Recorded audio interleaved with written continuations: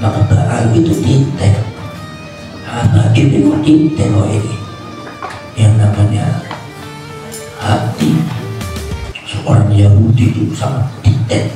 Melukus Allah ketika wala autu'u khilalakum, autu'u khilalakum itu mencari celah-celah kesalahan dan kelemahan bagian itu memang sudah dibudahkan memang terus Allah.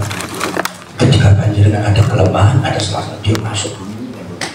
Lah Nabi Lutfi itu tidak panjenengan lalai. Kalau nanti sebaiknya keraton Jogja jangan Muhammadiyah yang sudah biar nanti kuburannya diurusi. Muhammadiyah harus sedikit musik punya terus repot terus kita curiga terus nanti. Nah sejarah jadi termasuk ini lari-lari ini harus dipelajari sejarah. Maka dari kejahatan yang dilakukan oleh klan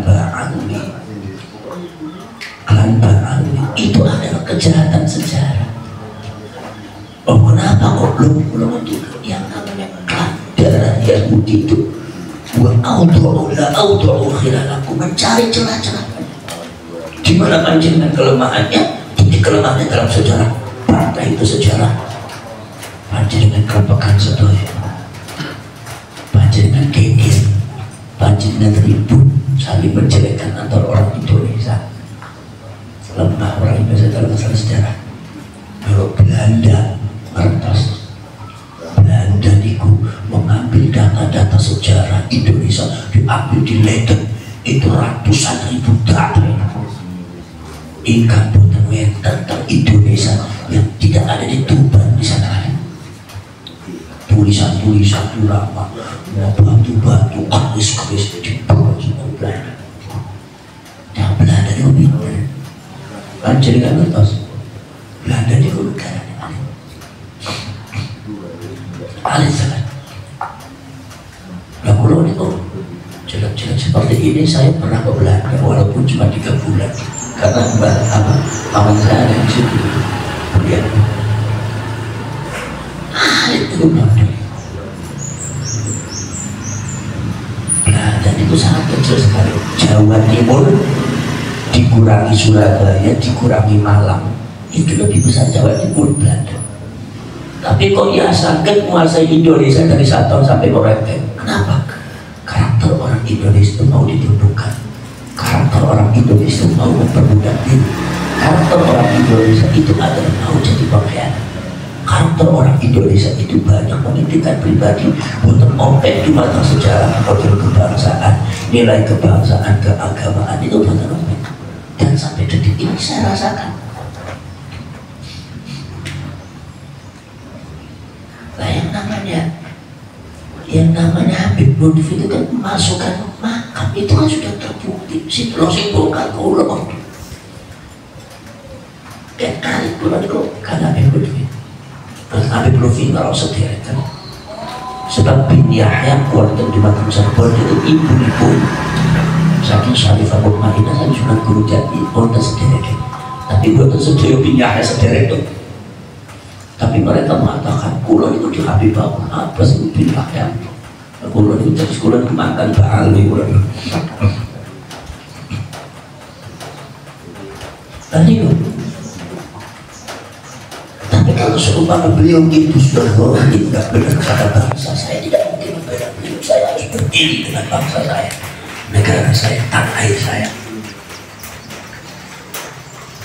Di Wonosobo 78 makam, 25 makam bongkar. Ternyata di dalam catatan yang ada di pemerintah dan ada budaya, cagar budaya itu di situ adalah tempatnya balong kolam itu di Unjewu buatan kuburan buatan makam membuatan 3 enggak sih. Tapi kok tiba-tiba dibuat oleh seorang oknum Habib 78 makam, ada makamnya Habib berdasarkan ronsen tanah. Tanah di ronsen, subhanallah. Tapi harus seperti itu ya orang Indonesia yang percaya. Tanah di ronsen katanya ada 78 makam, ya Allah. Ternyata pas dipelajari sejarahnya di situ gak ada makam, cuma 3 yang asli. Dibongkar 25 makam itu dibongkar 3 meter. Kayak ini isi. La jisman wala tulangan wala tenggorokan wala babatan. Kimpul terwonten di sini, subhanallah. Bagaimana kita mengatakan bahwa itu angkat letter dalam bentuk tadi sih? Lah sama itu kan? Nek makam terwonten isi ya. Niku miturut panjenengan berhala niku sanes. Berhala niku sanes. Berhala. Nek seumpama wonten di makam didamel teng mati. Boten wonten isi. Berhala niku sanes. Berhala sampai kali foto. Berhala makam. Lah yang jadi masalah yang banyak ziarah itu orang NU. Dan ziarahnya sopo orang itu. Bila atau Habib ini bilang orang yang gak ada sosoknya. Sosok yang baru diciptakan, tidak ada dalam sejarah, tidak orang gak ada yang tahu. Sesepuh-sepuh di situ mengatakan di sini nggak ada kuburan, dulu makam. Apa dulu itu adalah kolam, balok kolam, tidak kuburan. Kuburan cuma 3. Tapi kayak wonten oknum Habib yang membuat kudu semua diam. Orang sepuh yang memiliki data yang valid diam. Aku boten wantun, pengurus NU boten wantun, kiai-kiai boten wantun, terjadilah pemalsuan makam. Inilah Indonesia. Itu karakternya tadi semata.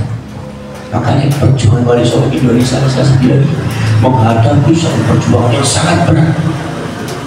Sudah tahu yang namanya Habib Lutfi memasukkan makam, bukan di situ termasuk di Cirebon. Tapi yang didukung mawon. Tapi Indonesia didukung mawon, pemerintah ini tidak berani menindak tegas. Masya Allah.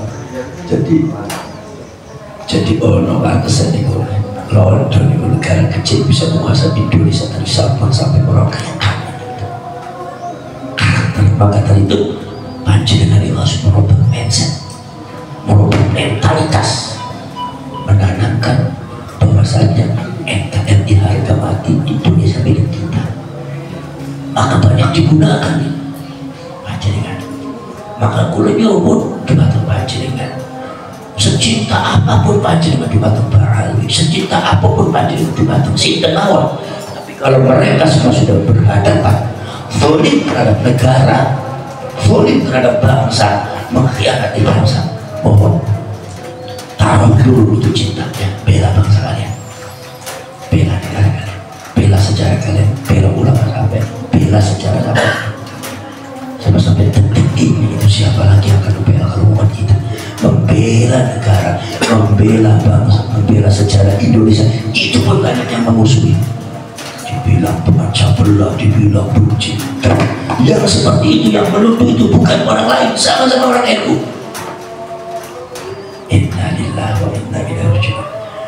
Rupanya begini dulu Mbah Hasyim Asy'ari juga melakukan perjuangan.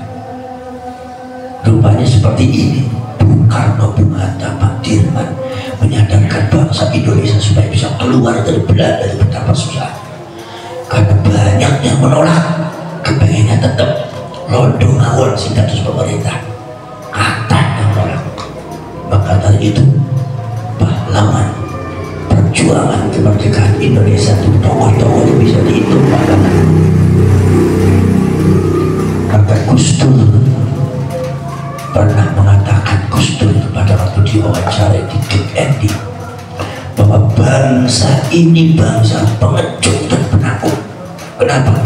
Karena tidak berani menindak orang yang salah dan tidak berani membela kebenaran.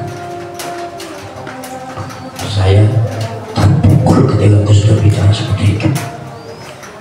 Subhanallah. Makanya PPI Nasional Sabilillah ini menyadarkan Golkar dengan akan pembelaan terhadap bangsa. Sampai detik ini tidak ada yang berani membela kebangsaan. Sudah tahu yang namanya riset itu bicaranya provokatif dan sangat berbahaya. Ikut campur dalam masalah yang di Aceh. Riset bicaranya provokatif, seolah-olah pemerintah itu tidak punya berhak di Aceh.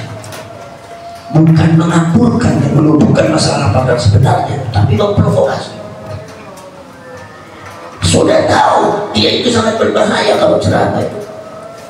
Dan saya yakin riset itu ada yang memelihara.